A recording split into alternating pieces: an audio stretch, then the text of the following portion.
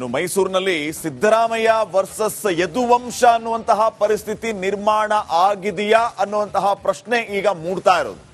ಸಿದ್ದರಾಮಯ್ಯ ಸರ್ಕಾರಕ್ಕೆ ಮತ್ತೊಂದು ಹಿನ್ನಡೆ ಆಗಿದೆ.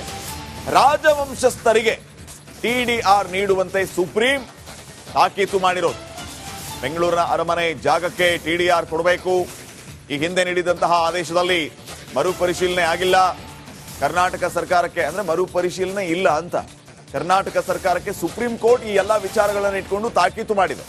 ರಸ್ತೆ ನಿರ್ಮಾಣಕ್ಕಾಗಿ ಜಾಗವನ್ನ ಸರ್ಕಾರ ಕಾಯ್ದಿರಿಸಿತ್ತು.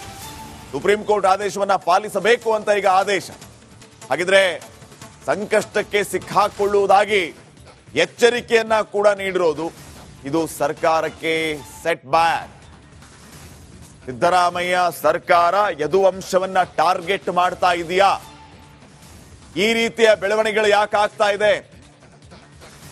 ರಾಜ್ಯದಾದ್ಯಂತ ಸೃಷ್ಟಿಯಾಗಿದ್ದ ಒಂದು ಪ್ರಶ್ನೆ ಮತ್ತು ಹಳೆ ಮೈಸೂರು ಭಾಗದಲ್ಲಿ ಹೆಚ್ಚು ಚರ್ಚೆಗೆ ಗ್ರಾಸವಾಗಿದ್ದ ವಿಚಾರವೇ ಇದು. ಅರಮನೆಯ ಆಸ್ತಿಗಳನ್ನ ಟಾರ್ಗೆಟ್ ಮಾಡಲಾಗ್ತಾ ಇದೆ, ಯದುವಂಶವನ್ನ ಟಾರ್ಗೆಟ್ ಮಾಡಲಾಗ್ತಾ ಇದೆ. ಸಿದ್ದರಾಮಯ್ಯ ಅವರು ಯಾಕೆ ಈ ರೀತಿ ಮಾಡ್ತಾ ಇದ್ದಾರೆ? ಹೀಗೆ ಹಲವು ಪ್ರಶ್ನೆಗಳನ್ನ ಮಾಡಲಾಗಿತ್ತು. ಯದುವಂಶವೂ ಕೂಡ ನೇರವಾಗಿ ಕೋರ್ಟ್ ಅಲ್ಲಿ ಈ ವಿಚಾರವನ್ನ ಇಟ್ಟಿತ್ತು, ಕೋರ್ಟ್ಗೆ ಹೋಗಿತ್ತು, ಅಪೀಲ್ ಮಾಡಿತ್ತು. ಸೊ ಈಗ ಸರ್ಕಾರಕ್ಕೆ ಒಂದು ರೀತಿ ಸೆಟ್ ಬ್ಯಾಕ್ ಆಗಿದೆ ಅಂತಾನೆ ಲೆಕ್ಕ. ಹಲವು ವಿಚಾರಗಳನ್ನ ಅದು ಪ್ರಸ್ತಾಪ ಮಾಡಿ ಅನೇಕ ಅಂಶಗಳನ್ನ ಹೇಳುವ ಮೂಲಕ ಸೂಚನೆಯನ್ನ ಕೂಡ ಕೊಟ್ಟಿರೋದು. ಸಿದ್ದರಾಮಯ್ಯ ಸರ್ಕಾರಕ್ಕೆ ಇದು ಹಿನ್ನಡೆ ಅಂತಾನೆ ನಾವು ಹೇಳಬಹುದು. ರಾಜವಂಶಸ್ಥರಿಗೆ ಟಿಡಿಆರ್ ನೀಡುವಂತೆ ಸುಪ್ರೀಂ ಕೋರ್ಟ್ ತಾಕೀತು ಮಾಡಿದೆ. ಬಗ್ಗೆ ಇನ್ನಷ್ಟು ಮಾಹಿತಿಯನ್ನ ನೀಡ್ತಾರೆ ಪ್ರತಿನಿಧಿ ನಟೇಶ್ ಈಗ ಫೋನ್ ಸಂಪರ್ಕದಲ್ಲಿ. ನಟೇಶ್, ಈಗ ಟಿಡಿಆರ್ ನೀಡುವಂತೆ ಸುಪ್ರೀಂ ಕೋರ್ಟ್ ತಾಕೀತು ಮಾಡಿರೋದು, ಏನಿದು ಟಿಡಿಆರ್? ಏನ್ ಅಪ್ಡೇಟ್ಸ್ ಕೊಡ್ತೀರಿ ವಿಚಾರವಾಗಿ? ಶ್ರೀಪಾದ್, ಏನು ಸಹಸ್ರಾರು ಕೋಟಿ ಮೊತ್ತದ ಟಿಡಿಆರ್ ಪರಿಹಾರ ಏನಿದೆ, ಈ ಒಂದು ಪಾವತಿಗೆ ಸಂಬಂಧಪಟ್ಟಂತೆ ಅದರಿಂದ ರಾಜ್ಯ ಸರ್ಕಾರ ತಪ್ಪಿಸಿಕೊಳ್ಳೋದಕ್ಕೆ ಸುಗ್ರೀವಾಜ್ಞೆ ಅಸ್ತ್ರದ ಮೊರೆ ಹೋಗುತ್ತೆ. ಈ ಒಂದು ವಿಚಾರವಾಗಿ ಸುಪ್ರೀಂ ಕೋರ್ಟ್ ಏನು ರಾಜ್ಯ ಸರ್ಕಾರಕ್ಕೆ ಚಾಟಿಯನ್ನ ಬೀಸಿರ್ತಕ್ಕಂಥದ್ದು. ಬಹಳ ಪ್ರಮುಖವಾಗಿ ಈ ಒಂದು ಪ್ರಕರಣಕ್ಕೆ ಸಂಬಂಧಪಟ್ಟಂತೆ ಕರ್ನಾಟಕ ಸರ್ಕಾರಕ್ಕೆ ಸುಪ್ರೀಂ ಕೋರ್ಟ್ ಹಲವು ಸೂಚನೆಗಳನ್ನ ಕೂಡ ಕೊಟ್ಟಿರ್ತಕ್ಕಂಥದ್ದು.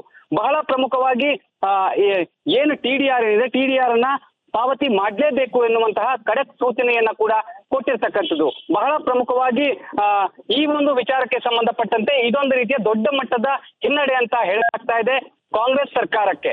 ಯಾಕಂದ್ರೆ ಈ ಹಿಂದೆ ಕೂಡ ರಾಜ್ಯ ಸರ್ಕಾರ ವರ್ಸಸ್ ಏನು ರಾಜವಂಶ ಏನಿದೆ, ಇದಕ್ಕೆ ಸಂಬಂಧಪಟ್ಟಂತೆ ಸಾಕಷ್ಟು ವಿಚಾರಗಳು ಚರ್ಚೆ ಆಗಿದ್ವು. ಅವರ ಆಸ್ತಿಯ ವಿಚಾರವಾಗಿ, ಅಂದ್ರೆ ಬೆಂಗಳೂರಿನಲ್ಲಿ ರಸ್ತೆಯ ಅಗಲೀಕರಣ ಏನಿದೆ, ಈ ರಸ್ತೆಯ ಅಗಲೀಕರಣದ ವಿಚಾರವಾಗಿ ಅಲ್ಲಿನ ರಾಜವಂಶಸ್ಥರ ಆಸ್ತಿ ಏನಿದೆ, ಆಸ್ತಿಯನ್ನ ಕಬಳಿಸಬೇಕು ಎನ್ನುವಂತಹ ನಿಟ್ಟಿನಲ್ಲಿ ಸಾಕಷ್ಟು ಚರ್ಚೆ ಆಗಿತ್ತು. ಇದನ್ನ ಯದುವಂಶಸ್ಥರು ಕೂಡ ಈ ಒಂದು ಆರೋಪವನ್ನ ಎದುರಿಸಲಿಕ್ಕೆ ಸುಪ್ರೀಂ ಕೋರ್ಟ್ ಮೊರೆ ಕೂಡ ಹೋಗಿದ್ರು. ಅದೆಲ್ಲದರ ನಂತರದಲ್ಲಿ ಸುಪ್ರೀಂ ಕೋರ್ಟ್ ಆದೇಶವನ್ನ ಕೊಡ್ತು. ಈ ಒಂದು ವಿಚಾರವಾಗಿ ಸುಗ್ರೀವಾಜ್ಞೆಯನ್ನ ಪಾಲಿಸಬೇಕು ಅಂತ ಹೇಳಿ ಸುಗ್ರೀವಾಜ್ಞೆ ಪಾಲಿಸ್ತಕ್ಕಂತಹ ಸಂದರ್ಭದಲ್ಲಿ ಅಂದ್ರೆ ಈ ಒಂದು ಟಿಡಿಆರ್ ಅನ್ನ ಕೊಡಬಾರದು ಎನ್ನುವಂತಹ ನಿಟ್ಟಿನಲ್ಲಿ ಮತ್ತೆ ಸುಗ್ರೀವಾಜ್ಞೆಗೆ ಏನೋ ಅಪ್ಲಿಕೇಶನ್ ಅನ್ನ ರಾಜ್ಯ ಸರ್ಕಾರ ಹಾಕುತ್ತೆ. ಆ ಒಂದು ಸುಗ್ರೀವಾಜ್ಞೆ ಹಾಕಿದಂತಹ ಅಪ್ಲಿಕೇಶನ್ ಏನಿದೆ, ಆ ಅಪ್ಲಿಕೇಶನ್ಗೆ ಸಂಬಂಧಪಟ್ಟಂತೆ ದೊಡ್ಡ ಮಟ್ಟದ ತೀವ್ರ ಹಿನ್ನಡೆ ರಾಜ್ಯ ಸರ್ಕಾರಕ್ಕೆ ಆಗಿರ್ತಕ್ಕಂಥದ್ದು. ಹಾಗಾಗಿ ಟಿಡಿಆರ್ ಕೊಡಲೇಬೇಕಾದಂತಹ ಪರಿಸ್ಥಿತಿ ಈಗ ರಾಜ್ಯ ಸರ್ಕಾರಕ್ಕೆ ಇರ್ತಕ್ಕಂಥದ್ದು. ಇದು ಒಂದು ರೀತಿ ರಾಜವಂಶಕ್ಕೆ ಜಯ ಆದ್ರೆ ರಾಜ್ಯ ಕಾಂಗ್ರೆಸ್ ಸರ್ಕಾರಕ್ಕೆ ದೊಡ್ಡ ಮಟ್ಟದ ಹಿನ್ನಡೆ ಆಗಿರ್ತಕ್ಕಂಥದ್ದು. ಶ್ರೀಪಾದ್, ಥ್ಯಾಂಕ್ ಯು ಮಾಹಿತಿಗಾಗಿ. ಇನ್ನು ಮೈಸೂರಿನಲ್ಲಿ ಸಿದ್ದರಾಮಯ್ಯ ವರ್ಸಸ್ ಯದುವಂಶ ಅನ್ನುವಂತಹ ಪರಿಸ್ಥಿತಿ ನಿರ್ಮಾಣ ಆಗಿದೆಯಾ ಅನ್ನುವಂತಹ ಪ್ರಶ್ನೆ ಈಗ ಮೂಡ್ತಾ ಇರೋದು. ಸಿದ್ದರಾಮಯ್ಯ ಸರ್ಕಾರಕ್ಕೆ ಮತ್ತೊಂದು ಹಿನ್ನಡೆ ಆಗಿದೆ. ರಾಜವಂಶಸ್ಥರಿಗೆ ಟಿಡಿಆರ್ ನೀಡುವಂತೆ ಸುಪ್ರೀಂ ತಾಕೀತು ಮಾಡಿರೋದು. ಬೆಂಗಳೂರಿನ ಅರಮನೆ ಜಾಗಕ್ಕೆ ಟಿಡಿಆರ್ ಕೊಡಬೇಕು. ಈ ಹಿಂದೆ ನೀಡಿದಂತಹ ಆದೇಶದಲ್ಲಿ ಮರುಪರಿಶೀಲನೆ ಆಗಿಲ್ಲ. ಕರ್ನಾಟಕ ಸರ್ಕಾರಕ್ಕೆ ಅಂದ್ರೆ ಮರುಪರಿಶೀಲನೆ ಇಲ್ಲ ಅಂತ ಕರ್ನಾಟಕ ಸರ್ಕಾರಕ್ಕೆ ಸುಪ್ರೀಂ ಕೋರ್ಟ್ ಈ ಎಲ್ಲ ವಿಚಾರಗಳನ್ನು ಇಟ್ಕೊಂಡು ತಾಕೀತು ಮಾಡಿದೆ. ರಸ್ತೆ ನಿರ್ಮಾಣಕ್ಕಾಗಿ ಜಾಗವನ್ನ ಸರ್ಕಾರ ಕಾಯ್ದಿರಿಸಿತ್ತು. ಸುಪ್ರೀಂ ಕೋರ್ಟ್ ಆದೇಶವನ್ನ ಪಾಲಿಸಬೇಕು ಅಂತ ಈಗ ಆದೇಶ. ಹಾಗಿದ್ರೆ ಸಂಕಷ್ಟಕ್ಕೆ ಸಿಕ್ಕಾಕೊಳ್ಳುವುದಾಗಿ ಎಚ್ಚರಿಕೆಯನ್ನ ಕೂಡ ನೀಡಿರೋದು. ಇದು ಸರ್ಕಾರಕ್ಕೆ ಸೆಟ್ ಬ್ಯಾಕ್. ಸಿದ್ದರಾಮಯ್ಯ ಸರ್ಕಾರ ಯದುವಂಶವನ್ನ ಟಾರ್ಗೆಟ್ ಮಾಡ್ತಾ ಇದೆಯಾ? ಈ ರೀತಿಯ ಬೆಳವಣಿಗೆಗಳು ಯಾಕೆ ಆಗ್ತಾ ಇದೆ? ರಾಜ್ಯದಾದ್ಯಂತ ಸೃಷ್ಟಿಯಾಗಿದ್ದ ಒಂದು ಪ್ರಶ್ನೆ ಮತ್ತು ಹಳೆ ಮೈಸೂರು ಭಾಗದಲ್ಲಿ ಹೆಚ್ಚು ಚರ್ಚೆಗೆ ಗ್ರಾಸವಾಗಿದ್ದ ವಿಚಾರವೇ ಇದು. ಅರಮನೆ ಆಸ್ತಿಗಳನ್ನ ಟಾರ್ಗೆಟ್ ಮಾಡಲಾಗ್ತಾ ಇದೆ, ಯದುವಂಶವನ್ನ ಟಾರ್ಗೆಟ್ ಮಾಡಲಾಗ್ತಾ ಇದೆ, ಸಿದ್ದರಾಮಯ್ಯ ಅವರು ಯಾಕೆ ಈ ರೀತಿ ಮಾಡ್ತಾ ಇದ್ದಾರೆ, ಹೀಗೆ ಹಲವು ಪ್ರಶ್ನೆಗಳನ್ನ ಮಾಡಲಾಗಿತ್ತು. ಯದುವಂಶವೂ ಕೂಡ ನೇರವಾಗಿ ಕೋರ್ಟ್ ಅಲ್ಲಿ ಈ ವಿಚಾರವನ್ನ ಇಟ್ಟಿತ್ತು, ಕೋರ್ಟ್ಗೆ ಹೋಗಿತ್ತು, ಅಪೀಲ್ ಮಾಡಿತ್ತು. ಸೊ ಈಗ ಸರ್ಕಾರಕ್ಕೆ ಒಂದ್ ರೀತಿ ಸೆಟ್ ಬ್ಯಾಕ್ ಆಗಿದೆ ಅಂತಾನೆ ಲೆಕ್ಕ. ಹಲವು ವಿಚಾರಗಳನ್ನ ಅದು ಪ್ರಸ್ತಾಪ ಮಾಡಿ ಅನೇಕ ಅಂಶಗಳನ್ನ ಹೇಳುವ ಮೂಲಕ ಸೂಚನೆಯನ್ನ ಕೂಡ ಕೊಟ್ಟಿರೋದು. ಸಿದ್ದರಾಮಯ್ಯ ಸರ್ಕಾರಕ್ಕೆ ಇದು ಹಿನ್ನಡೆ ಅಂತಾನೆ ನಾವು ಹೇಳಬಹುದು.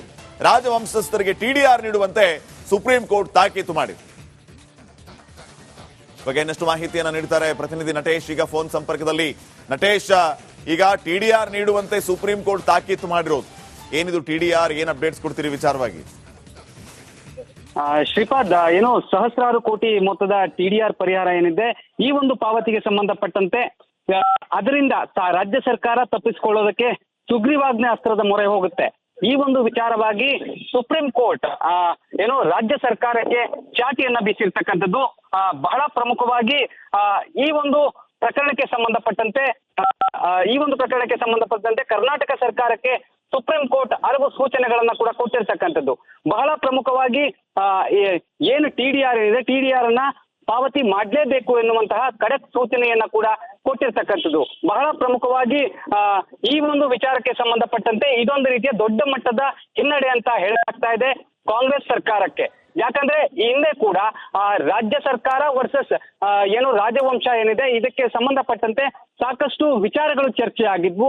ಅವರ ಆಸ್ತಿಯ ವಿಚಾರವಾಗಿ, ಅಂದ್ರೆ ಬೆಂಗಳೂರಿನಲ್ಲಿ ರಸ್ತೆಯ ಅಗಲೀಕರಣ ಏನಿದೆ ಈ ರಸ್ತೆಯ ಅಗಲೀಕರಣದ ವಿಚಾರವಾಗಿ ಅಲ್ಲಿನ ರಾಜವಂಶಸ್ಥರ ಆಸ್ತಿ ಏನಿದೆ ಆಸ್ತಿಯನ್ನ ಕಬಳಿಸಬೇಕು ಎನ್ನುವಂತಹ ನಿಟ್ಟಿನಲ್ಲಿ ಸಾಕಷ್ಟು ಚರ್ಚೆ ಆಗಿತ್ತು. ಇದನ್ನ ಯದುವಂಶಸ್ಥರು ಕೂಡ ಈ ಒಂದು ಆರೋಪವನ್ನ ಎದುರಿಸಲಿಕ್ಕೆ ಸುಪ್ರೀಂ ಕೋರ್ಟ್ ಮೊರೆ ಕೂಡ ಹೋಗಿದ್ರು.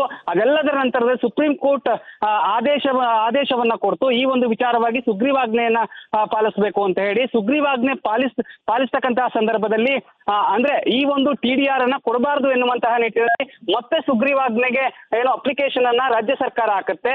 ಆ ಒಂದು ಸುಗ್ರೀವಾಜ್ಞೆ ಹಾಕಿದಂತಹ ಅಪ್ಲಿಕೇಶನ್ ಏನಿದೆ ಆ ಅಪ್ಲಿಕೇಶನ್ಗೆ ಸಂಬಂಧಪಟ್ಟಂತೆ ದೊಡ್ಡ ಮಟ್ಟದ ತೀವ್ರ ಹಿನ್ನಡೆ ರಾಜ್ಯ ಸರ್ಕಾರಕ್ಕೆ ಆಗಿರ್ತಕ್ಕಂಥದ್ದು. ಹಾಗಾಗಿ ಟಿಡಿಆರ್ ಕೊಡಲೇಬೇಕಾದಂತಹ ಪರಿಸ್ಥಿತಿ ಈಗ ರಾಜ್ಯ ಸರ್ಕಾರಕ್ಕೆ ಇರ್ತಕ್ಕಂಥದ್ದು. ಇದು ಒಂದು ರೀತಿ ರಾಜವಂಶಕ್ಕೆ ಜಯ ಆದ್ರೆ ರಾಜ್ಯ ಕಾಂಗ್ರೆಸ್ ಸರ್ಕಾರಕ್ಕೆ ದೊಡ್ಡ ಮಟ್ಟದ ಹಿನ್ನಡೆ ಆಗಿರ್ತಕ್ಕಂಥದ್ದು. ಶ್ರೀಪಾದ್, ಥ್ಯಾಂಕ್ ಯು ಮಾಹಿತಿಗಾಗಿ. ಇನ್ನು ಮೈಸೂರಿನಲ್ಲಿ ಸಿದ್ದರಾಮಯ್ಯ ವರ್ಸಸ್ ಯದುವಂಶ ಅನ್ನುವಂತಹ ಪರಿಸ್ಥಿತಿ ನಿರ್ಮಾಣ ಆಗಿದೆಯಾ ಅನ್ನುವಂತಹ ಪ್ರಶ್ನೆ ಈಗ ಮೂಡ್ತಾ ಇರೋದು. ಸಿದ್ದರಾಮಯ್ಯ ಸರ್ಕಾರಕ್ಕೆ ಮತ್ತೊಂದು ಹಿನ್ನಡೆ ಆಗಿದೆ. ರಾಜವಂಶಸ್ಥರಿಗೆ ಟಿಡಿಆರ್ ನೀಡುವಂತೆ ಸುಪ್ರೀಂ ತಾಕೀತು ಮಾಡಿರೋದು. ಬೆಂಗಳೂರಿನ ಅರಮನೆ ಜಾಗಕ್ಕೆ ಟಿಡಿಆರ್ ಕೊಡಬೇಕು. ಈ ಹಿಂದೆ ನೀಡಿದಂತಹ ಆದೇಶದಲ್ಲಿ ಮರುಪರಿಶೀಲನೆ ಆಗಿಲ್ಲ. ಕರ್ನಾಟಕ ಸರ್ಕಾರಕ್ಕೆ ಅಂದ್ರೆ ಮರುಪರಿಶೀಲನೆ ಇಲ್ಲ ಅಂತ ಕರ್ನಾಟಕ ಸರ್ಕಾರಕ್ಕೆ ಸುಪ್ರೀಂ ಕೋರ್ಟ್ ಈ ಎಲ್ಲಾ ವಿಚಾರಗಳನ್ನು ಇಟ್ಕೊಂಡು ತಾಕೀತು ಮಾಡಿದೆ. ರಸ್ತೆ ನಿರ್ಮಾಣಕ್ಕಾಗಿ ಜಾಗವನ್ನ ಸರ್ಕಾರ ಕಾಯ್ದಿರಿಸಿತ್ತು. ಸುಪ್ರೀಂ ಕೋರ್ಟ್ ಆದೇಶವನ್ನ ಪಾಲಿಸಬೇಕು ಅಂತ ಈಗ ಆದೇಶ.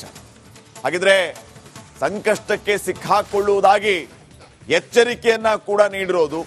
ಇದು ಸರ್ಕಾರಕ್ಕೆ ಸೆಟ್ ಬ್ಯಾಕ್. ಸಿದ್ದರಾಮಯ್ಯ ಸರ್ಕಾರ ಯದುವಂಶವನ್ನ ಟಾರ್ಗೆಟ್ ಮಾಡ್ತಾ ಇದೆಯಾ? ಈ ರೀತಿಯ ಬೆಳವಣಿಗೆಗಳು ಯಾಕೆ ಆಗ್ತಾ ಇದೆ? ರಾಜ್ಯದಾದ್ಯಂತ ಸೃಷ್ಟಿಯಾಗಿದ್ದ ಒಂದು ಪ್ರಶ್ನೆ ಮತ್ತು ಹಳೆ ಮೈಸೂರು ಭಾಗದಲ್ಲಿ ಹೆಚ್ಚು ಚರ್ಚೆಗೆ ಗ್ರಾಸವಾಗಿದ್ದ ವಿಚಾರವೇ ಇದು. ಅರಮನೆ ಆಸ್ತಿಗಳನ್ನ ಟಾರ್ಗೆಟ್ ಮಾಡಲಾಗ್ತಾ ಇದೆ, ಯದುವಂಶವನ್ನ ಟಾರ್ಗೆಟ್ ಮಾಡಲಾಗ್ತಾ ಇದೆ, ಸಿದ್ದರಾಮಯ್ಯ ಅವರು ಯಾಕೆ ಈ ರೀತಿ ಮಾಡ್ತಾ ಇದ್ದಾರೆ, ಹೀಗೆ ಹಲವು ಪ್ರಶ್ನೆಗಳನ್ನ ಮಾಡಲಾಗಿತ್ತು. ಯದುವಂಶವೂ ಕೂಡ ನೇರವಾಗಿ ಕೋರ್ಟ್ ಅಲ್ಲಿ ಈ ವಿಚಾರವನ್ನ ಇಟ್ಟಿತ್ತು, ಕೋರ್ಟ್ಗೆ ಹೋಗಿತ್ತು, ಅಪೀಲ್ ಮಾಡಿತ್ತು. ಸೊ ಈಗ ಸರ್ಕಾರಕ್ಕೆ ಒಂದ್ ರೀತಿ ಸೆಟ್ ಬ್ಯಾಕ್ ಆಗಿದೆ ಅಂತಾನೆ ಲೆಕ್ಕ. ಹಲವು ವಿಚಾರಗಳನ್ನ ಅದು ಪ್ರಸ್ತಾಪ ಮಾಡಿ ಅನೇಕ ಅಂಶಗಳನ್ನ ಹೇಳುವ ಮೂಲಕ ಸೂಚನೆಯನ್ನ ಕೂಡ ಕೊಟ್ಟಿರೋದು.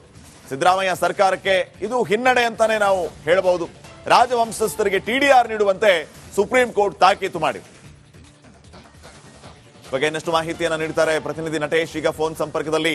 ನಟೇಶ್, ಈಗ ಟಿಡಿಆರ್ ನೀಡುವಂತೆ ಸುಪ್ರೀಂ ಕೋರ್ಟ್ ತಾಕೀತು ಮಾಡಿರೋದು, ಏನಿದು ಟಿಡಿಆರ್, ಏನ್ ಅಪ್ಡೇಟ್ಸ್ ಕೊಡ್ತೀರಿ ವಿಚಾರವಾಗಿ?